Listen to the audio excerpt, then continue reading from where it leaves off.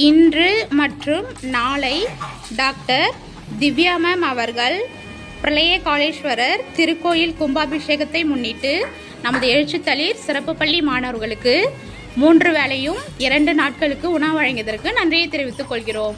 அவர்களும் அவர்கள் குடும்பத்தாரும் எல்லா செல்வமும் பெற்று ஆரோக்கியமும் பெற்று நீடோடி வாழ இறைவனை வேண்டி வணங்குகிறோம்.